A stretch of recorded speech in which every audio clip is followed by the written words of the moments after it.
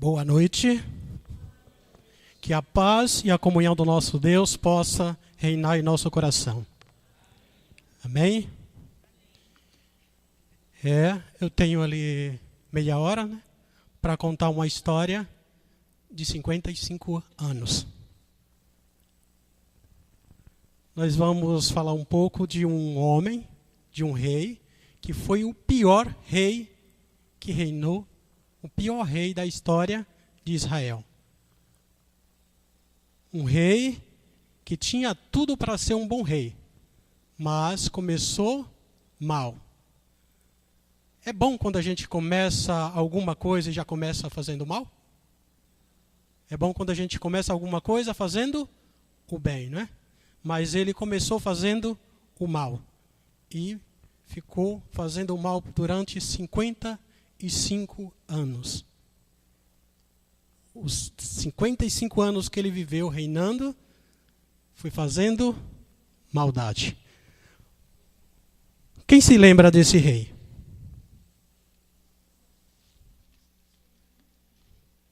Vamos abrir a Bíblia? Lá em 2 Crônicas, capítulo 33. Manassés era o filho de Ezequias. Este foi o rei que fez muita maldade. Fez pior do que todos os reis. 33. Capítulo 33 de 2 Crônicas. Eu estou muito feliz porque eu convidei ali o meu cunhado, a minha irmã e a irmã dele, que estão aqui também, aceitaram o convite e vieram comigo para ouvir a palavra de Deus. Eu gostaria de fazer mais uma oração com vocês. Obrigado, irmã.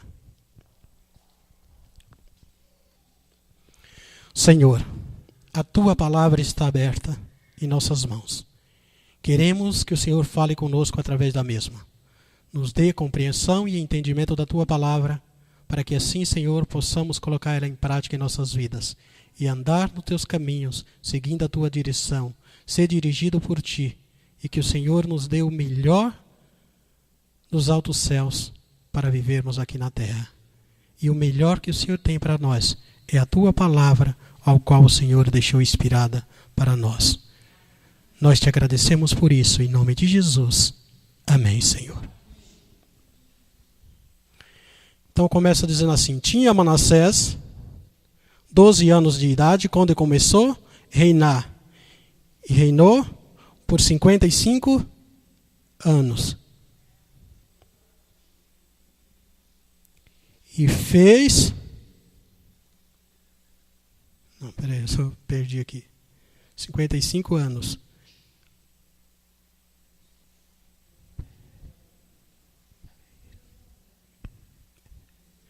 Reinou em Jerusalém.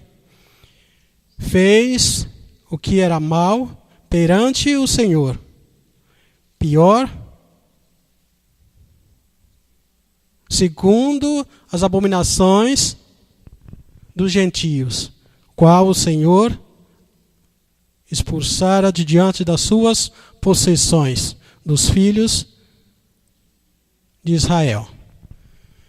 Então esse homem começou jovem, agora um jovenzinho com 12 anos de idade,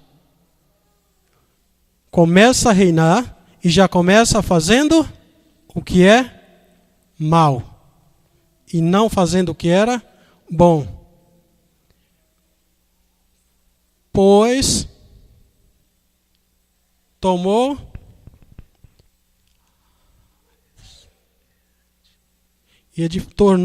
tornou a edificar altares que Ezequias, seu pai, havia derribado. Levantou altares aos Baalins e fez postes ídolos e se prostrou diante de todos os exércitos dos céus. como esse rapaz era levado a fazer o mal. O seu pai havia consertado tudo de errado que o seu avô tinha feito, e agora ele vem e começa a levantar toda a maldade ao qual o seu avô tinha feito. O seu pai veio, derrubou os altares que o seu avô tinha construído, e ele agora levanta novamente os altares de adoração a Baal. E fez pior. Irmã, leia para mim o verso 4. Então ele edificou altares, aonde? Na casa do Senhor. Aonde o Senhor disse o quê? Que colocaria o seu nome ali para sempre. Lê o verso 5, por favor, irmã.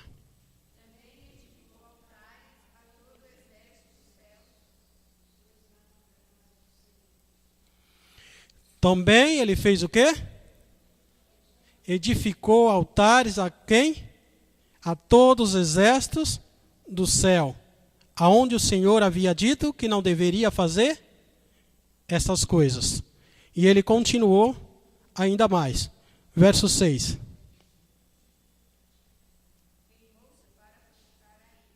Então, tudo aquilo que o Senhor não permitia que fosse feito, esse rei fez diante da presença do Senhor, e usando a casa do Senhor para fazer abominação. E a Bíblia diz que ele era agoreiro e tratava com os feiticeiros, com feitiçarias, com macumbarias. Era um homem que trazia péssimo exemplo para a nação. Nós vemos hoje, quem de nós não já viu hoje as pessoas dizer assim, os políticos tudo roubam, por que eu não posso roubar também? Ah, a mulher de pastor fulano faz coisa assim, por que eu também não posso fazer? Será que podemos fazer coisas erradas, espelhando no erro dos outros? Ou devemos usar o erro dos outros para corrigir os nossos erros e fazer o certo? Eu creio que a gente deveria usar erros das outras pessoas, mas como exemplo para que a gente não fizesse os mesmos erros, mas praticasse as coisas certas e fizesse as coisas que agradam ao Senhor. O verso 7, né, irmã? Leia para mim. Então, aonde Deus diz que colocaria o nome dele para sempre, agora vem um rei e coloca o quê?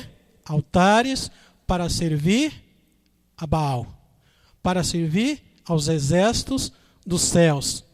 Toda espécie de coisas ao qual Deus proibiu que os homens fizessem, agora esse rei vem e começa a fazer tudo aquilo que Deus abominava. Para o quê? Para irar Deus. O verso 8.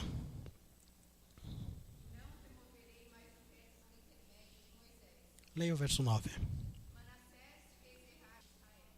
Você viu o tamanho da influência desse rei? Ele fez com que o povo de Judá fizesse pior de que os gentios, aqueles ao qual Deus havia banido de diante dos filhos de Israel. Então a influência de alguém que está no alto escalão, de alguém que está com o poder na mão, é muito grande. E essa influência, ela traz consequências, e essas consequências são grandes. Nós vimos há poucos dias a consequência que trouxe o nosso governo por fazer as coisas erradas. E agora, por fazer as coisas erradas, os caminhoneiros se acharam do direito também de fazer greve. E agora para todo o país, e as consequências começam a vir agora. E nós pagamos o preço da consequência, porque quem está lá no alto escalão faz as coisas erradas. E as coisas erradas acabam sobrando para quem? Para a população. E aqui, o rei induziu a todo o povo, e o povo agora começa a se afastar de Deus e fazer a vontade da carne, fazer a vontade do mundo.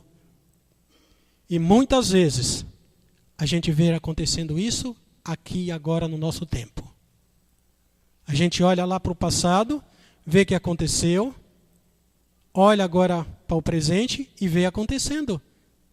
Então a Bíblia, ela é uma história de passado, presente e futuro.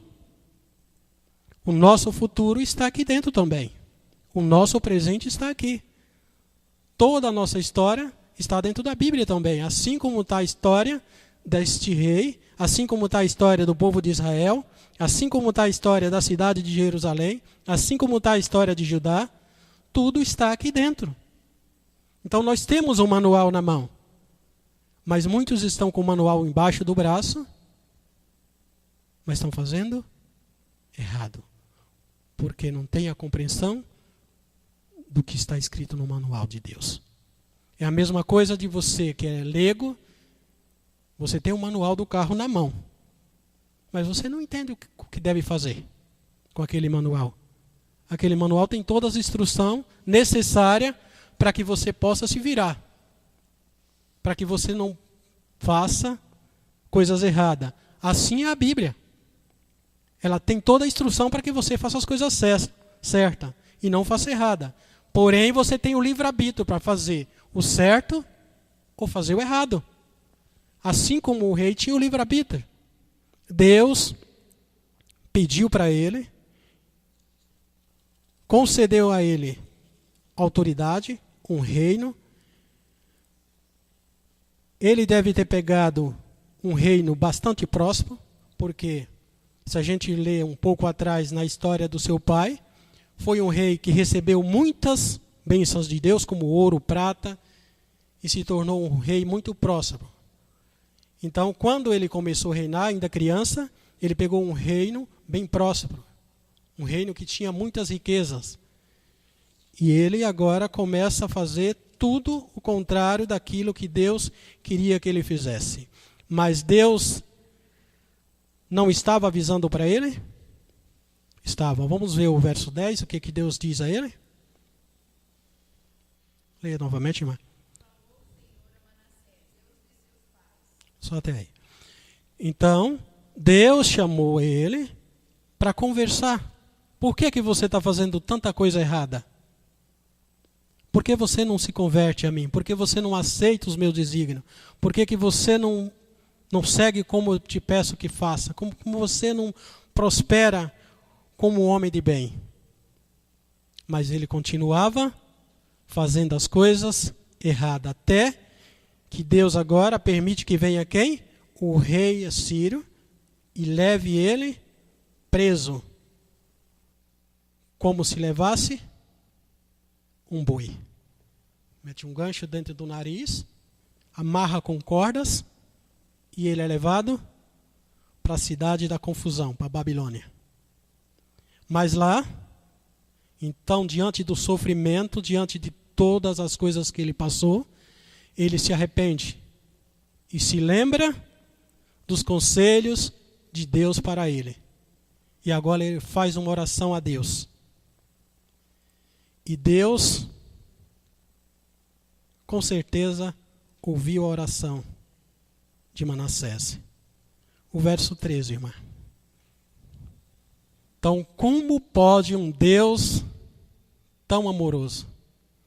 Deus poderia ter destruído Manassés e ter levantado outro rei. Mas Deus permitiu que ele ficasse 55 anos reinando. Deus deu uma grande oportunidade a ele. Porém, se a gente for continuar vendo, para o seu filho, não teve a mesma chance que o pai. O filho de Manassés, que veio depois, reinou apenas 2 anos. E foi morto por os próprios da sua casa. Então, para uns, o tempo de misericórdia pode ser maior do que para outros. Eu não sei o meu tempo de misericórdia. Você também não sabe o teu tempo de misericórdia. Você não sabe quanto tempo o teu nome pode permanecer escrito no livro da vida do céu. Porque se nós formos voltar um pouco atrás e ver a história do primeiro rei de Israel, o rei Saul, que a irmã White cita que quando o rei Saul morreu, não tinha mais salvação, porque ele já estava perdido mesmo em vida. O seu nome já tinha sido tirado do livro da vida. Então não constava mais o nome do rei Saul no livro da vida. Mas esse homem, com tanta miséria que ele fez, com tanta desgraça que ele fez na vida, Deus ainda teve paciência e misericórdia com ele. E a gente pode dizer que ele alcançou a misericórdia de Deus para a salvação. Vamos ler os versos 19 e 20.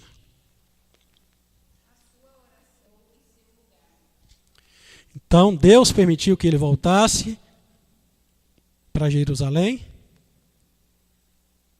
morresse e fosse sepultado em sua casa, junto dos seus pais. Porque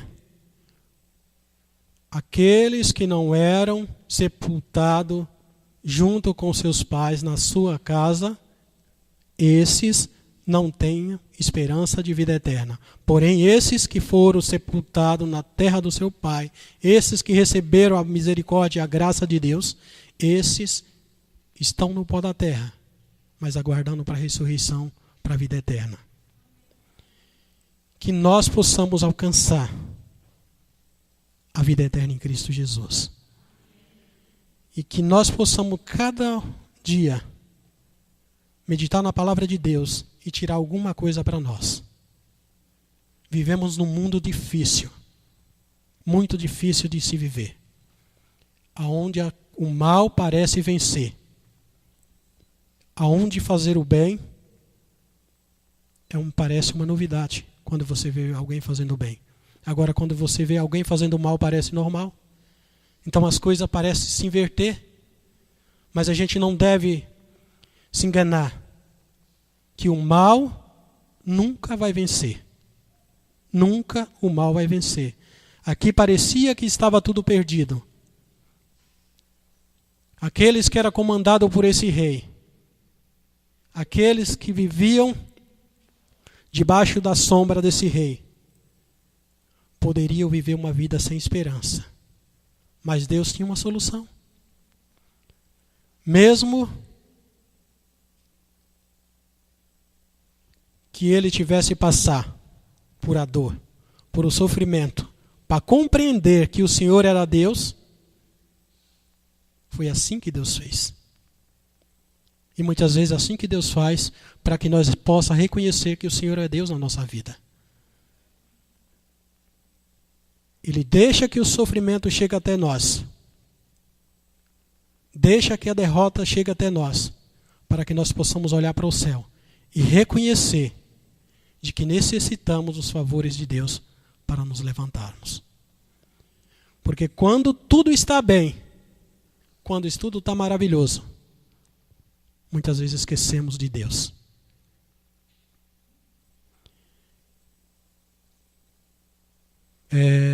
Certos anos atrás, já tem uns bons anos, tinha um senhor, ele tinha muito dinheiro. E quando se falava de Deus para ele, ele ria e dizia que Deus, vocês são muito bobos, esse povo crente é tudo besta. Essa semana eu encontrei com ele. Pobre, agora trabalhando de vendedor, ganhando comissão, um homem que tinha muito dinheiro, tinha várias lojas de carro, andava no melhor carro que ele queria. Hoje, trabalha como vendedor e um carrinho bem simples que não dá, acho que para comprar as rodas do carro que ele andava quando ele tinha muito dinheiro. Então agora você fala de Deus para ele, ele para e ouve. Então é necessário que você passe por o fogo para ser purificado. É necessário que você passe por o sofrimento para que você seja edificado. Todo o sofrimento que passamos diante do que Jesus fez por nós não é nada. Nada. Todo orgulho humano é quebrado com uma dificuldade, com o sofrimento. E muitos seres humanos é necessário perder tudo e ir ao fundo do poço para reconhecer que o Senhor é Deus. E esse rapaz, ele possuiu muito dinheiro que ele acertou na Mega Sena. Na época, em valores de hoje, daria aí mais ou menos uns 80 milhões. Era muito dinheiro. E hoje ele é um pobre, vendedor de carro, para reconhecer que existe um Deus que provê todas as coisas, mas que também permite que o inimigo se irá da vida da pessoa para que ele se aproxime de Deus. Que eu e você não seja necessário que Deus chegue a esse ponto com nós, para reconhecermos que verdadeiramente o Senhor é Deus.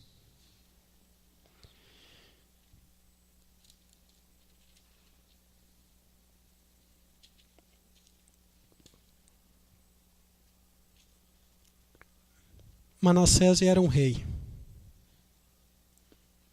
mas existia um rei maior do que Manassés,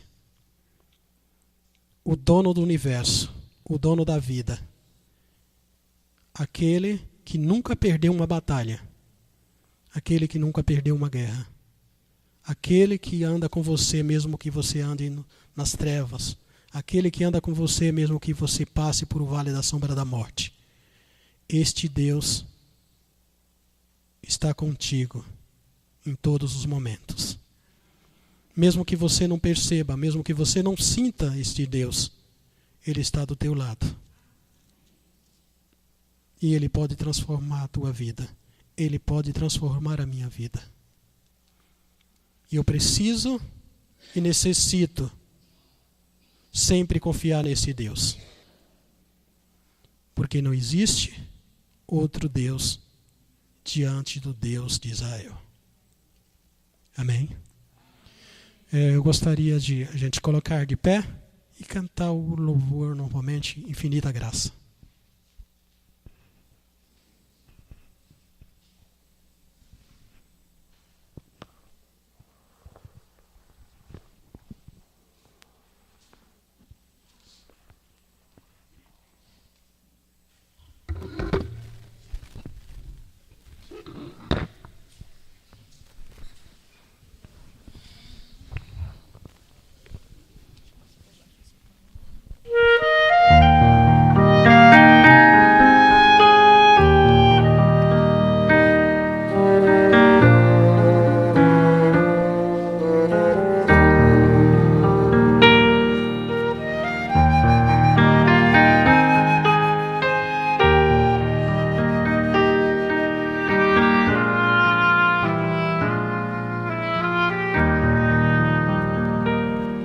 Conforme a tua infinita graça, ó Pai, perdoa a minha transgressão,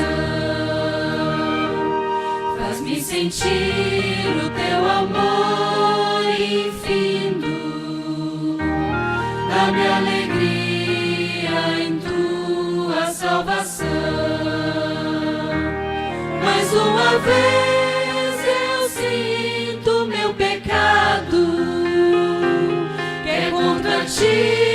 ó Pai de amor, concede, ó Deus, a mim misericórdia, entoarei a Ti o meu louvor, meu coração entrego a Ti.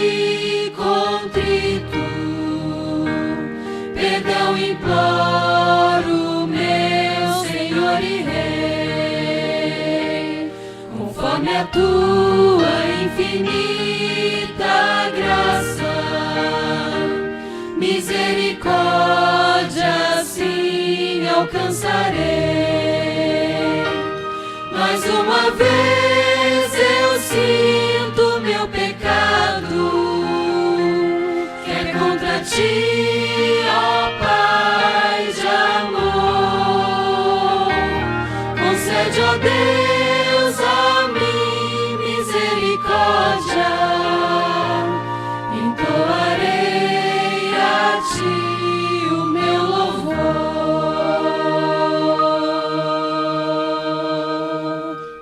Amém.